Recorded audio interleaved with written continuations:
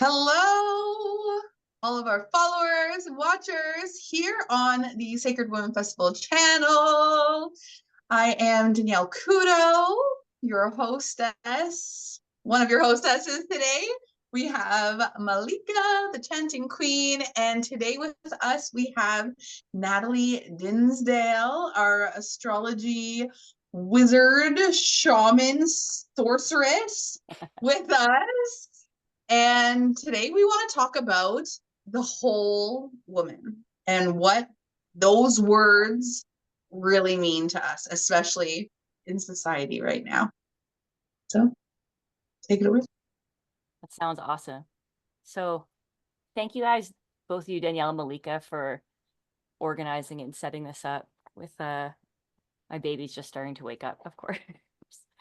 Yeah, with everything going on with the festival, social media, and the broader culture, I think it's really important to have these conversations. And today, in addition to the astrologer hat, I'm wearing my mother hat, but also my evolutionary scientist hat, because that's one of the roles through which I've really explored some of these questions in a lot of detail, like what it means to be female, not just in my own personal life, but as a biological experience, shared by all these animals on Earth with us.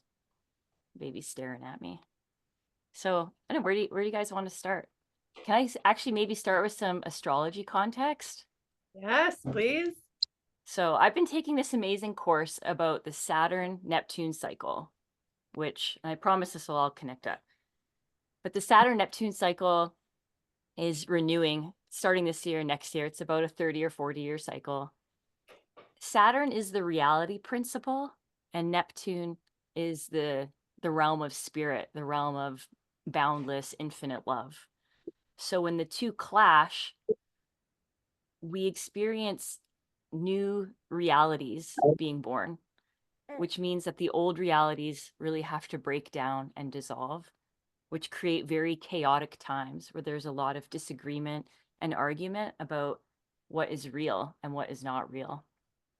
And as I've been engaged in so many conversations with people about what is a woman, what is a mother, why is it important, or is it important to use these words, who should be included and excluded, I've been realizing how much of those topics fit with this time where reality as we know it feels like it's breaking down and being rebuilt. And some of that breakdown, I would say, is organic. We're always changing as a species. We're learning new things. We're awakening or coming into like greater intelligence or greater connection. And there are also powers that be that might be actively trying to manipulate what we see as real. And we maybe have to hold both of those realities in our mind as we talk about these ideas. So that's kind of where I'm just starting. Do you ladies kind of have like a thought to go off of right from there? Just as I adjust my lady here.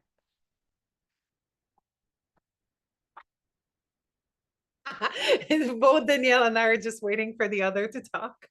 I absolutely love the idea of weaving astrology, ancient, right, wisdom with of the sky, of the earth, of it all, and also the futuristic, or how could I say that? The evolution right now where we're at with the vocabulary, with I love these two completely intricate subjects and how they can bond together. I'm actually just curious to hear what you have to share about this. So I'm just listening really Okay. deeply here. But yeah, please continue. I'm sure more than not just me is an Yeah. Okay. So, I mean, might as well start right into it. So, I mean, most of my scientific work focuses on women. And in the last few years, there has been this movement that's been coming from a lot of different directions to change completely the language we use to describe women. Because I mean, for how long of, English speaking history, no one questioned the word woman. Like, you speak about women, everyone knows what that is.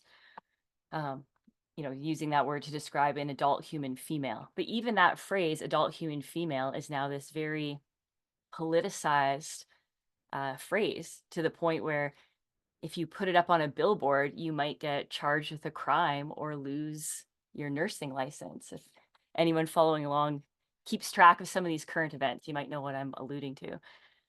So, in the last little bit, I've been writing various scientific papers about topics like endometriosis, PCOS, childbirth, experiences that a person can only have if they are female or a woman. And me and my team get these messages from reviewers, so other scientists, editors, people in charge of the publishing process, and ethics people, people who decide whether or not a study should be conducted on its ethical grounds. And where they're asking us, like, oh, don't use the word woman. That might exclude some people. So I've received like pretty wild suggestions, like, use people with female identified reproductive organs, as in, like, use that phrase every time in a paper instead of the word woman. And there's so many layers to this topic, but on the first layer, the idea is we should be doing this to be more kind and to be more inclusive. So we can include males who feel like they're women, and so we can include women who don't want to be or don't think of themselves as women. And this idea of kindness and inclusiveness, I have observed, and maybe you ladies can relate, is really being weaponized against women. Women are told, well, be kind, include everybody, and it is to our detriment that we do that. So obviously, we're all in agreement that having a space like the festival where only females or women, as in adult human females, are included, we see that as valuable and important, where we can share our experiences together. And then, people, Natalie, yeah, these spaces are as important as any other spaces, right? It's and something that maybe we haven't mentioned in our socials is, like, we value the importance of our women's festival as much. It is as important, it's not more important, is it as important as the other spaces that exist, that are for specific people, right? Or for specific activities, right. or so I just wanted to add this. Right, because we might see, there might be spaces on campus for Indigenous students or students of color or Muslim students, like these different, whether we call it like an identity or religion or a group that some people belong to and some people do not. But it creates a feeling of safety and comfort and freedom when you can gather with that people. And, I'm not a legal expert, but as far as I know, like, freedom of association is a protected activity in our country, meaning, you can associate with who you want and not associate with people who you don't want to associate with. So, and part of how this links to the astrology, Saturn being the principle of like boundaries and separation. So, there's some things that belong in certain categories or on this side of the line, and other things that don't. And Neptune, as a very polarizing influence, dissolves boundaries and dissolves separation. And so when I think about especially women who are trying to stop this festival or other events that center and include women and exclude men, the most charitable explanation or like understanding I can have is that these types of people are prioritizing inclusion above everything else, which gives it like a more Neptunian value. Like, you know what, like, love is important, inclusion is important, and anyone who wants to be a part of this should be a part of it. But Saturn is this other principle, and Saturn is the shared consensus reality, the physical reality, the observable reality. And since we live in a culture together that isn't really bound by a shared religion anymore, we're not all Christian, we're not all pagan, on what grounds do we make rules or protocols for including or excluding or gathering? And I think this is why, at least for some context, the biological reality has to be privileged among or above other realities, because we can all agree, like everyone knows what a female and what a male is.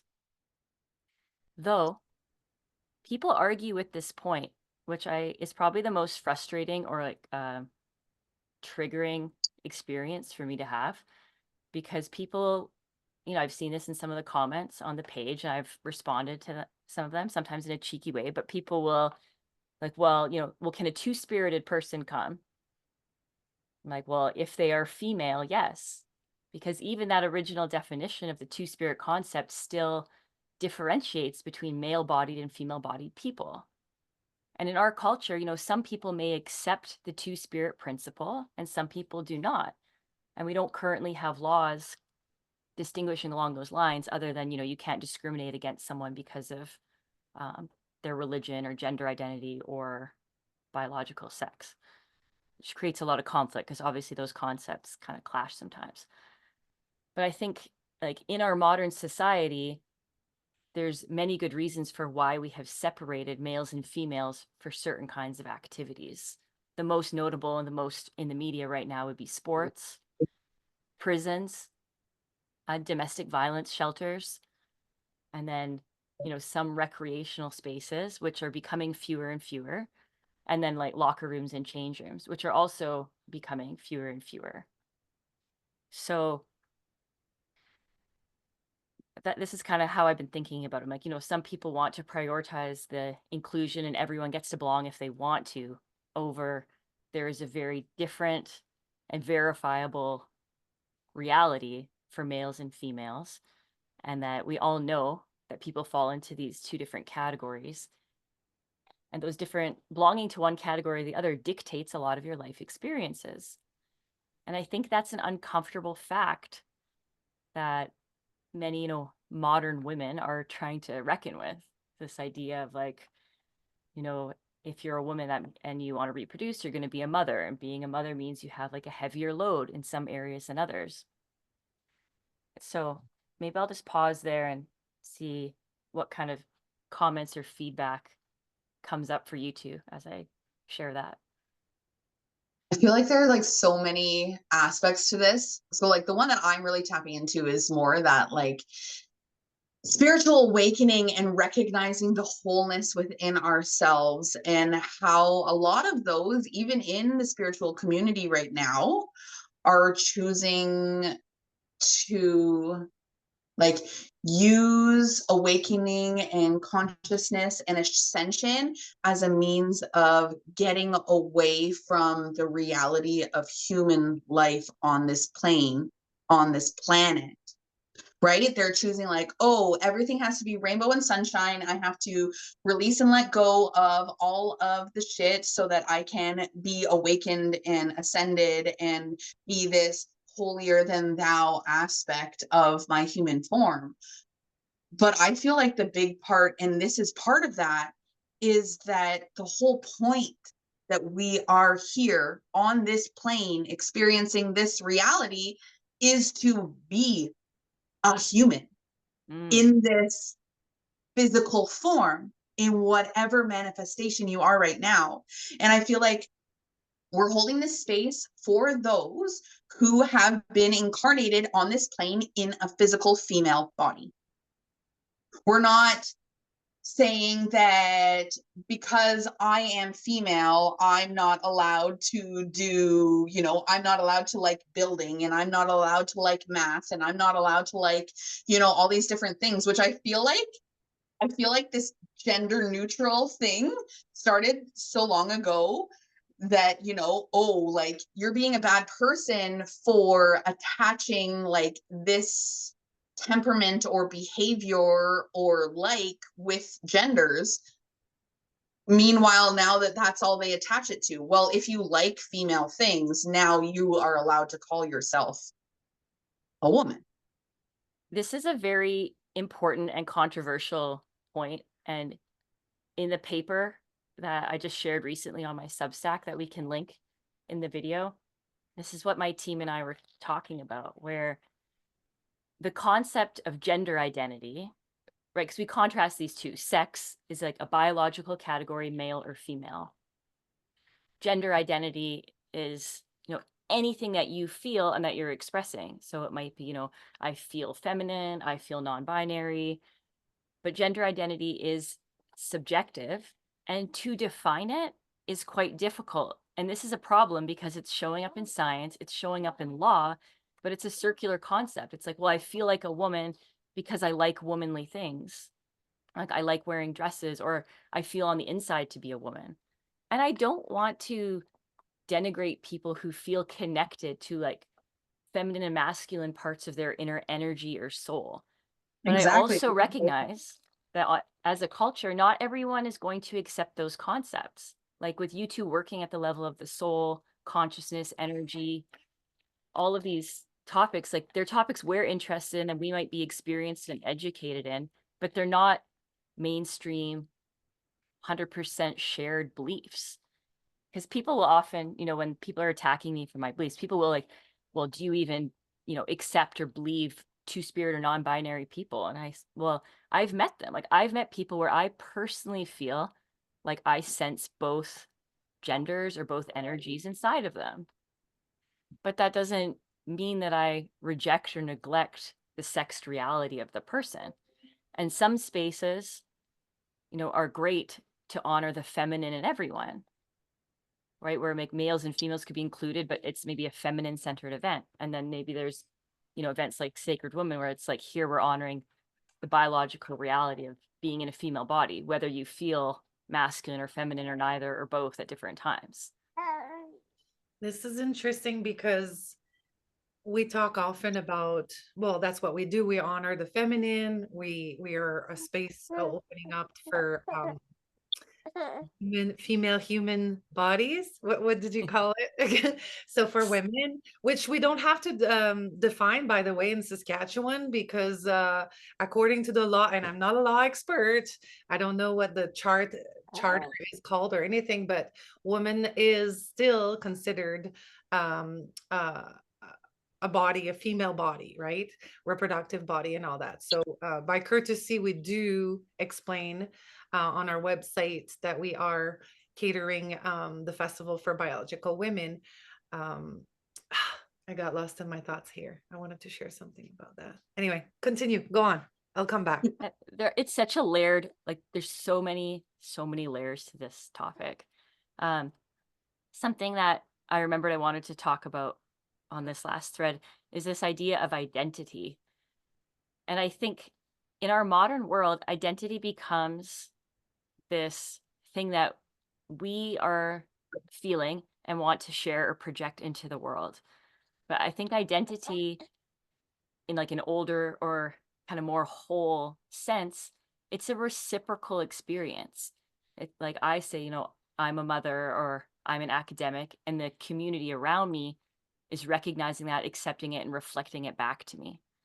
And so I think we have to be cautious when people are comparing how sex and gender were experienced and ritualized and shared in other cultures, because an intact indigenous culture where everyone shares the same origin story and the same rituals and the same physical area that they're living together, they're going to have, I'm guessing, because obviously I haven't had the fortune of growing up in a culture like that, but the process of someone sharing their identity is going to be reciprocal. Like the person might clearly be a more feminine man, and the culture is accepting that and reflecting it back to them, and they're creating spaces or have rituals or ceremonies that fit for that experience. But in our world, it's not necessarily like that. Like a man might declare like, well, I'm a woman for these reasons, and all the people around him might say, well, I don't see you as a woman, I see you as a man. And that's now being cast as like cruel. But I don't think it's cruel to see reality and describe reality as we see it. So it's like, if I see someone who is clearly a male and I call them a male, there is nothing inhumane, cruel, or discriminatory about that. It's descriptive. Sorry, continue. And I am wary of people who are trying to trick or fool others, especially children, of who they clearly are. That was my point. For a child, it's so confusing because what they've learned from the books, from society, from their environment, most of the time, again, my child didn't grow up necessarily, and he's a little bit older, but I'm thinking about younger children and trying to explain to them what they see as a man. He's got a beard, he's very manly. He's being called dad by his kids. So for the little child, what he would see is, for example, I just gave an example. Of course, it's an example. It will see this as a man. And for us to have to educate these kids, our kids, and it can be very confusing because how somebody feels, they identify themselves and how they are perceived, as you mentioned it. For adults, it can be easily changed and adapted. We can even apologize and use a different gender pronoun if the person, but for a kid, it becomes very confusing. So bringing this to the school, bringing this to the libraries, bringing this this confusion is not helping our society in a way. And I want to be careful with my words because I don't want to insult anyone. I'm just trying to feel how it would be like. I'm just thinking, my kid is 9. It's much easier for me to explain to him that this person prefers to be called this way, that this person identified as a different gender, what they look like, and that they are able to dress and do whatever they want to their body, because it is legal rights. They can, and it's okay. But for a smaller child, I feel like it's so important because it's the basics of understanding. And I think it brings a whole new spectrum of confusion that I don't know if we can get back from that. I don't know if we can go, you know what I mean? I feel like our job here as mothers, specifically those who are, growing, birthing, raising young, our job is to train them and let them know what living on this plane as a human being is about. It's our job to teach them, this is your physical body.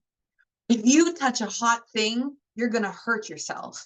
You have this body part. That means that you are this, and this is what you can expect from your body and your hormones as you grow and as you age and as you move through life. This is who you physically are. And I don't think that that has to determine what you like or your personality. I think each and every single one of us has both female and masculine aspects. And even from that, we have our physical and our spiritual, right? So our physical relates to that masculine aspect. Our spiritual relates to that feminine. My husband is still spiritual. He still has this ability. Then we can divide that even further. Our masculine side has both a masculine and feminine to it. Same with our feminine. It has a masculine and a feminine to it. So why are we choosing to label these things? This is, I feel like, the biggest part of this movement is putting that label on it. But when we put that label on it, it takes our possibility and our outlook and view of reality and brings it from way out here to expansive everything and narrows it down to this little possibility. We're narrowing that. Definitely limiting. It limits, and having to label is kind of a little bit of a slippery slope, because then there's offensive language and there's things that you're not allowed to say. And even me, like a couple minutes ago, I was like, am I saying something that could be hurting someone? And it just limits our ability to be spontaneous. It limits our ability to explore and evolve without having to follow a specific route. It pulls you out of, it pulls you out of that spiritual feminine aspect of yourself, of the flow, right? It pulls you out of that, having to label and put a name to it. It's very masculine physical construct, and it pulls you out of that spirituality and really places you in that little box. You're being put in a box yet again. That point, Malika, about like making you really careful about what you think and how you share is a really important one, because as we start to criticize the language women use to describe our experiences as women, we're bringing that like self-consciousness, think before you speak for everything. And then some people will be teaching and modeling that to the children. Like if a child sees a man and like a parent or a caregiver is like, oh, that's actually a woman, that is very confusing. And it makes us second guess everything. And if we don't have clear language, we cannot express our thoughts clearly. I just recently was introduced to John Trudell, he was a Native American, or I just want to get the wording right, American Indian activist. I think that's right. He's passed away. Like he passed away probably 5 or 10 years ago. But I started watching some of his videos, and he's talking about how the greatest gift of being a human is our mind, and this like amazing power we have to think and to reason and to use logic, and how that is, this gift from the divine. And if we don't have words that are clear, precise, and honest, we can't express our experience. And like there's a reason why these books like 1984 or Brave New World are so captivating, because they describe and show what happens when you control what people are allowed to say. That's the step before controlling what people are allowed to think. And because so much of this movement, it has been pushed by nice women. And I just want to say the original meaning of the word nice is actually foolish. It's not kind. I lost my train of thought on that one. But, in this effort to be nice, we're not in our highest, brightest, clearest mind. And I've seen that in these, sometimes when I get engaged in debates or arguments on the internet, it's not for the person one is debating with. It's for the undecided observers who are kind of like, I don't know a lot about this sex and gender debate. It's really heated. Kind of what's the deal with that? Because if I'm calmly and clearly communicating something that is true, other people can see that. And when people are playing these language games, well, are you going to be doing, checks in people's pants at the festival to see if they have a vagina or not? And, people say these things to try to get responses and reactions. We have yet to have any transgender woman ask to come because of the subjects and the direction we go with our workshops. And we have yet to have any transgender men come to the festival because, well, whatever reason. But like, I would be very interested in engaging with someone who is transgender that want to actually come to our festival, because these are not the people that are complaining about our festival. Ironically, if they wanted to come, we could definitely have a discussion about it. You mean female people who identify as men, though, when you say that? Yeah. Yeah. I'm just like, but this is how confusing all the language gets, because. Well, I said transgender men. Right. Means, I think, born female who choose. Yes. But even like we assume that people know that, but there's people who live outside of this bubble, people from different cultures who speak different languages, that when they hear transgender man or woman, they don't know exactly what that means. And that part of that paper I referenced that I worked on with Dr. Gribble and some other women, we were talking about this, like when language is confusing in science, in medicine, healthcare, even, in like social programs, you might be excluding people that you mean to include. Like a neat example is, so my mom, one of her jobs is tutoring English to a lot of Canadian newcomers. And one of her students is Arabic. And so they have an Arabic English dictionary, and there's no words for any of the female reproductive body parts in the dictionary. So there's no word for cervix, vagina, or vulva, or uterus, because of the religious influence over that text, this particular one. So, if this woman went to a doctor's office and it said like people with cervixes should have a pap smear once a month. She's going to see that poster and have no idea it means that women who have cervixes should go get this test.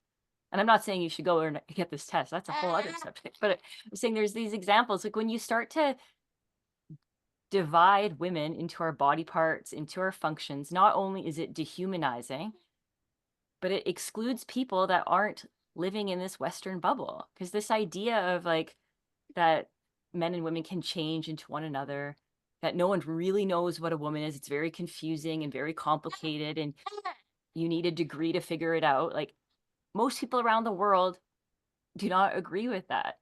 Like in our study, in our paper, we reference a study from Uganda where they surveyed a bunch of people. Like, what do you think of this language? Like, what does it make you think of? Like words like birthing parent or menstruator. And the participants were like, this language is obscene. It is offensive. Like, and they thought birthing parent meant both the man and the woman because they're the parents who are about to birth a child. So it doesn't help clarity, and clarity should be one of the main aspects of language, because or else how are we communicating our very individual experience if we don't know what we're talking about?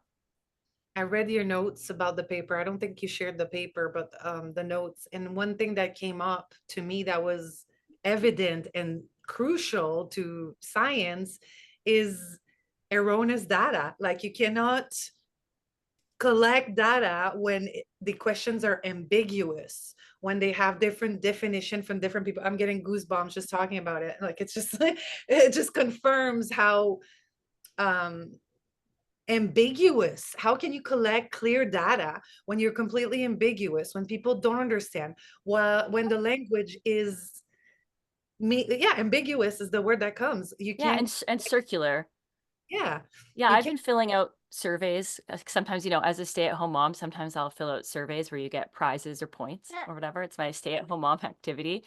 And lots of times I will email the researchers. I'm like, your questions around sex and gender are very confusing. It'll say, sorry, lady. It'll say, what is your sex? And it'll say male, female, woman, man, non-binary, androgynous, two-spirit. And like, that's lumping together so many concepts that don't go together. Like our recommendation in the paper is, you ask for sex, male or female, and then you ask for gender identity separately, and you give people an option to say, I don't have a gender identity, because gender identity is also a concept that not everyone believes in. Like some people, we might say like, do I have a woman gender identity, or am I just factually a woman? I don't know. I'm still thinking about that, but there are some women who do not accept that concept. So they're not going to have an answer. And that some of the women that wrote in our paper, that was their experience, where they're filling out a survey and it won't let you progress in the survey unless you select your gender identity. Like, well, I don't want to participate because it's like, that's not my religion. Like, I don't believe in that.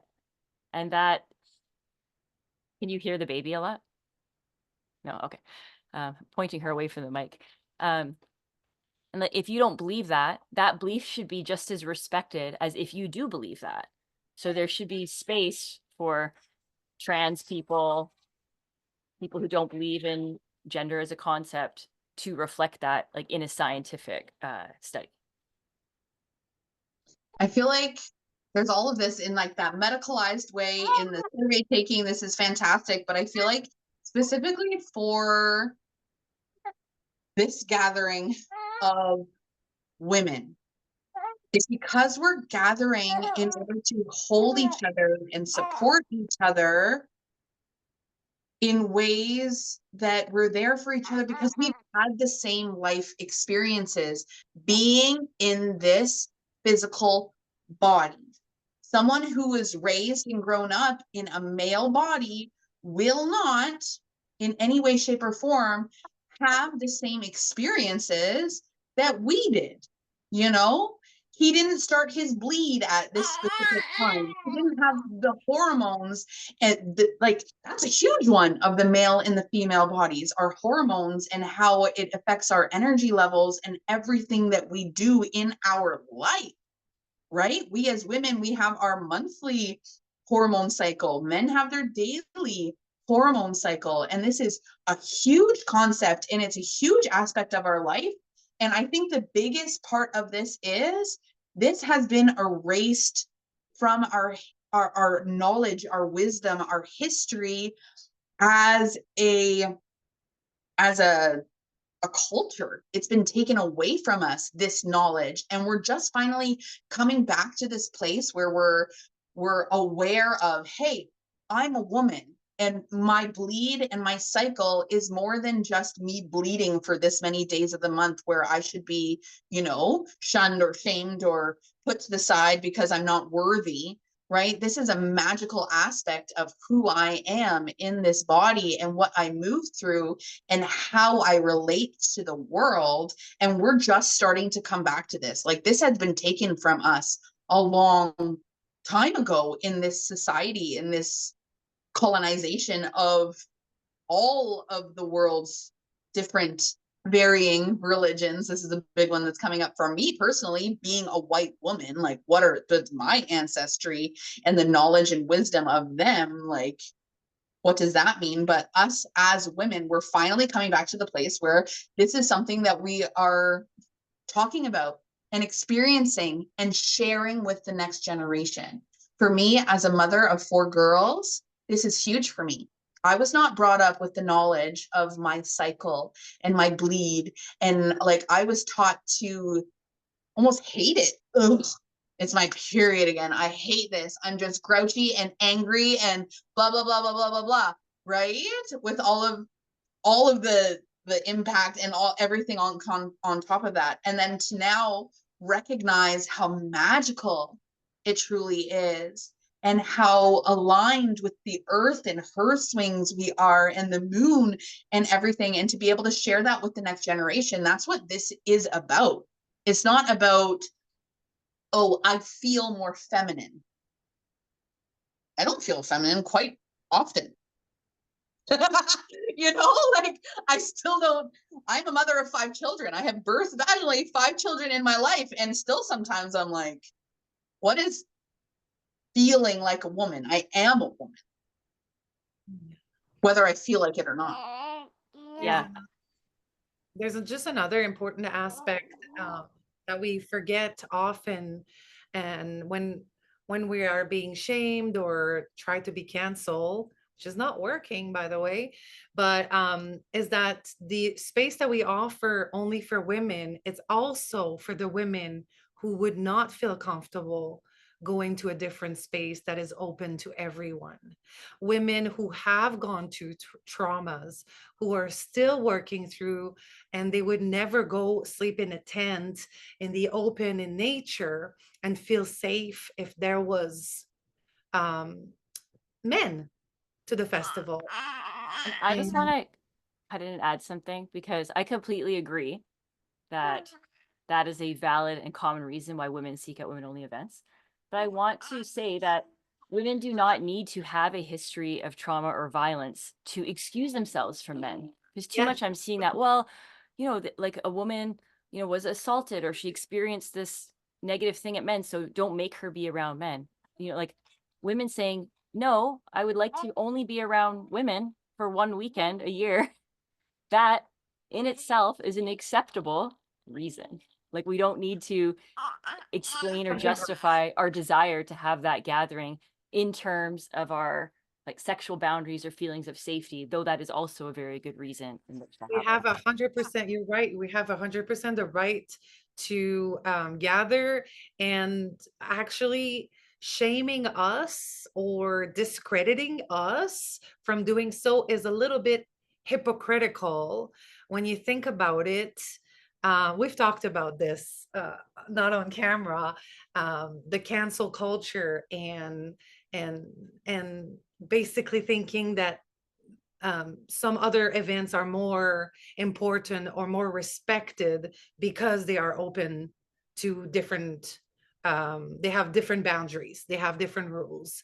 And at some point, acceptance and inclusivity is to include every festival for what they are, and every soccer camp I often use, and every hockey camp, and every Bible school camp, and any, right, whatever it is, it doesn't matter.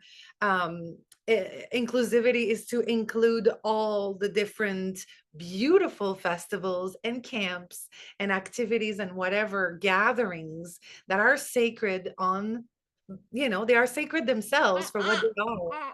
And starting to pinpoint what is okay and what is not is kind of hypocritical. Right. If we have too much Neptune, everyone together, everyone in love, no boundaries, no distinctions, that might be okay in the spirit realm, but you know who it's not okay for?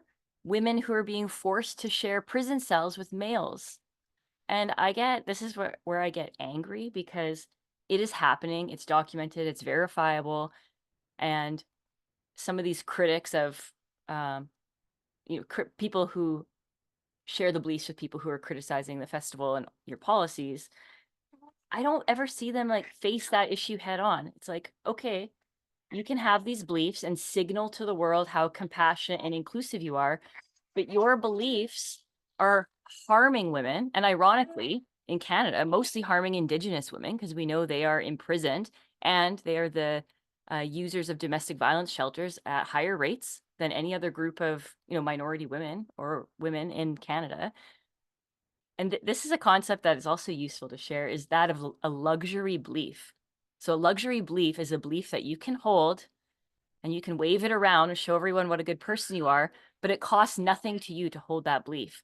But when that belief is instantiated into the culture, it's actually very harmful to people who are at, lower social classes or in a more like oppressed group or category than yourself. So I am calling out some of the women who I've interacted with or I see criticizing this event and similar types of things as holding those beliefs and asking them to do a little more inquiry. Like, are you okay with any man, even a man who's in jail for, very violent behavior, to share cells with women, or for women to not have access to women's only shelters? I don't know if you two had followed the story of the Vancouver Rape Relief Center. I think that's the acronym. It is the last shelter in Vancouver that only serves females, because there has been so much political pressure and slander and like horrific campaigning to close it down and to make every other shelter include males or trans women. So this is the only shelter that only serves females, and most of their clients are Indigenous. And a politician and an activist who is trans, so a male but identifies as a trans woman, he single-handedly created this movement to have government funding stripped from this shelter.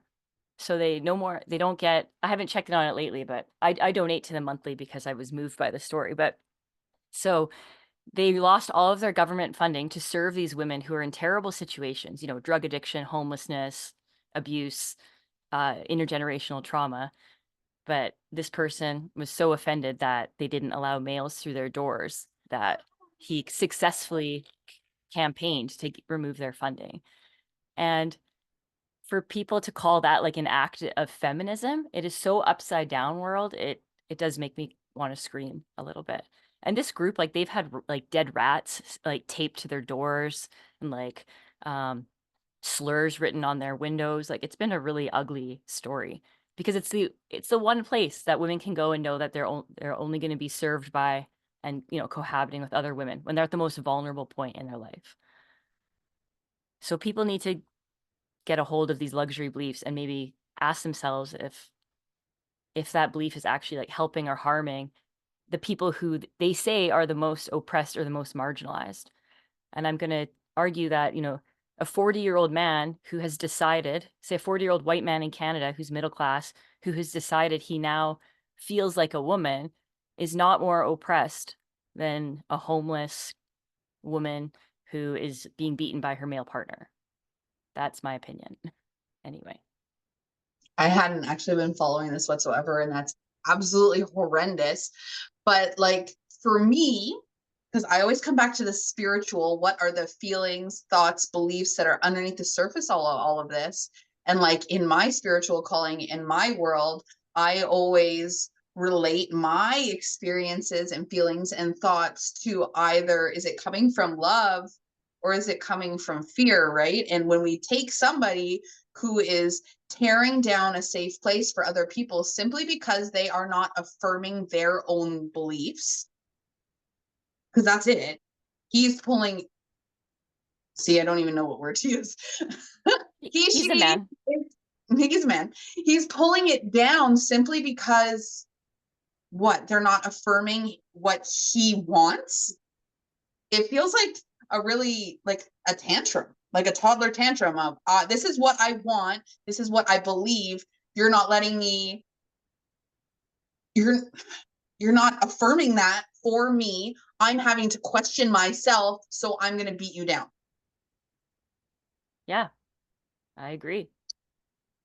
Like all we're doing is holding the space, and this year we chose to put the word biological women because we have had backlash, because we weren't clear before, because we were fearful of all of this for good reason, because now that we use that term biological women, now we've been targeted and slandered and thrown out, saying how hateful and all this jazz that we are.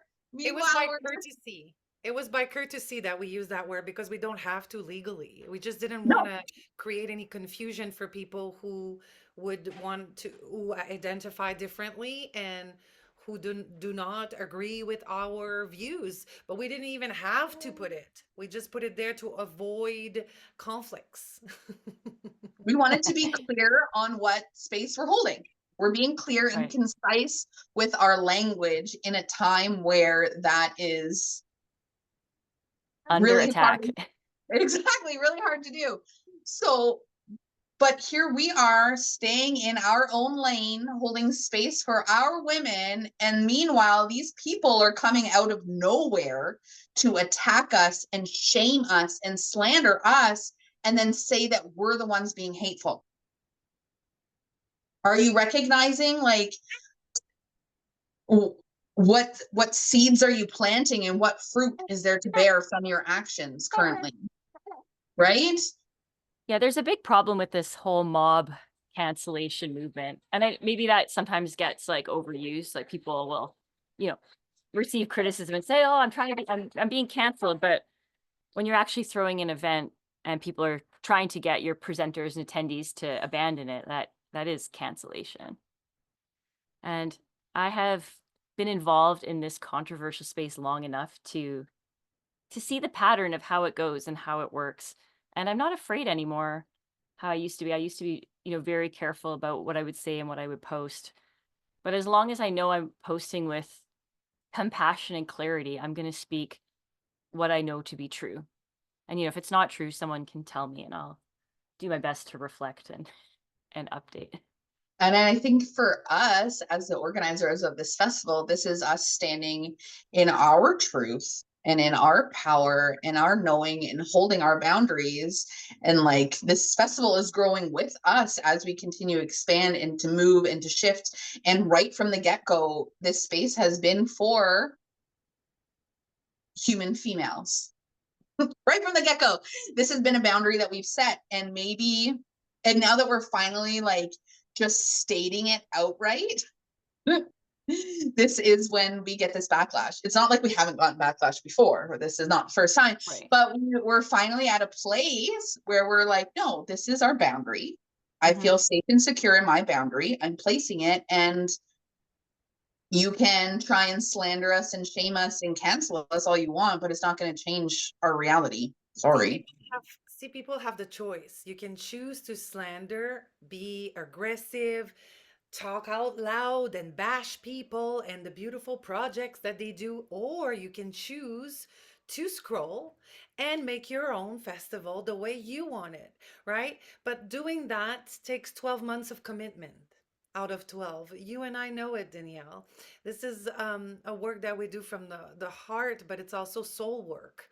We do this because we are called to, and this is our third year. We had a couple years of like, some moments that were really, really tough because I'm going to talk for myself. At some point, I was like, do I have the the core? Do I have the strength to continue this work?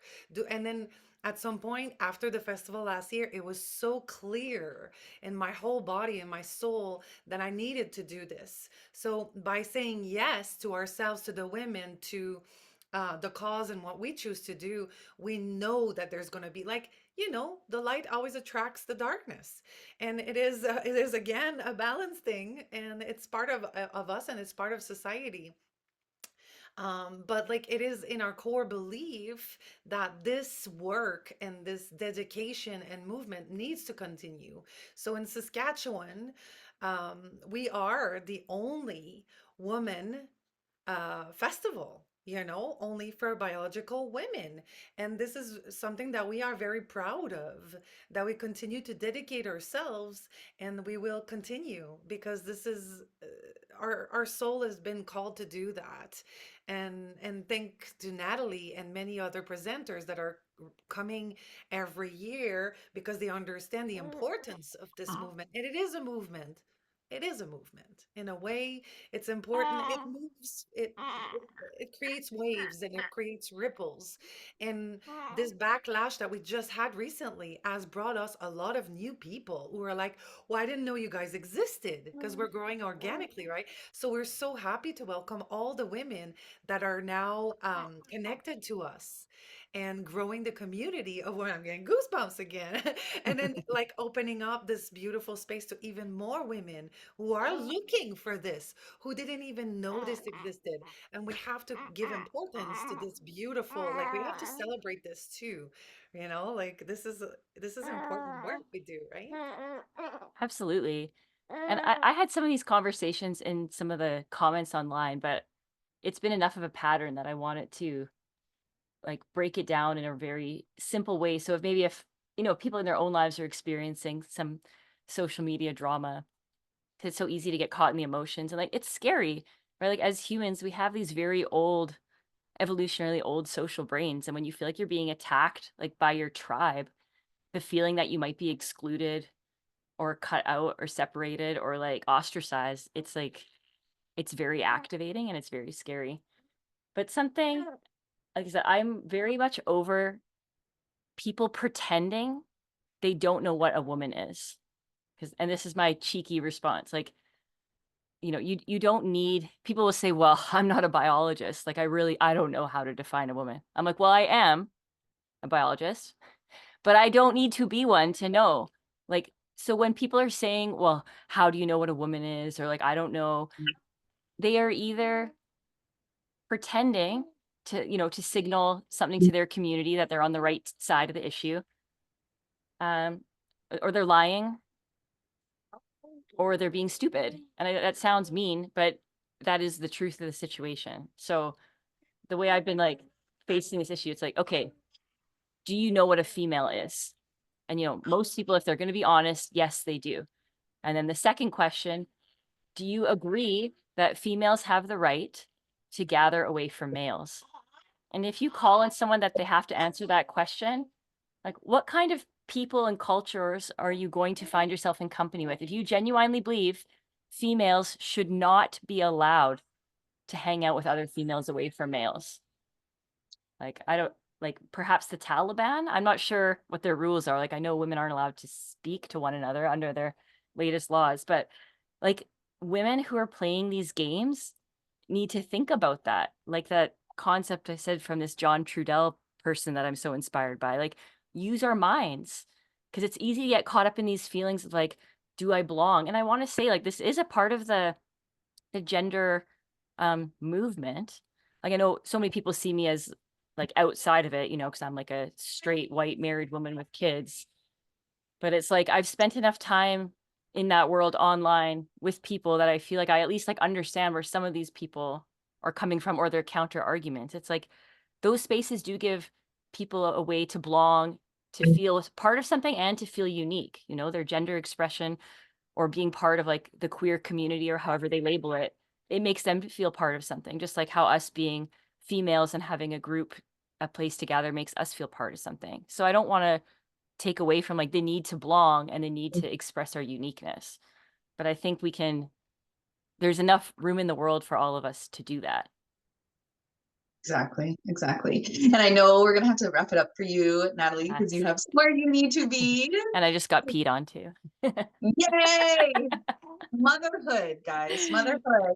But I wanted to wrap it up and just say that our job here on this plane at this time, in this reality, in this celestial expansion that we're currently going through as a society, as a people, as a spirit, as a soul, is to bring heaven down to earth.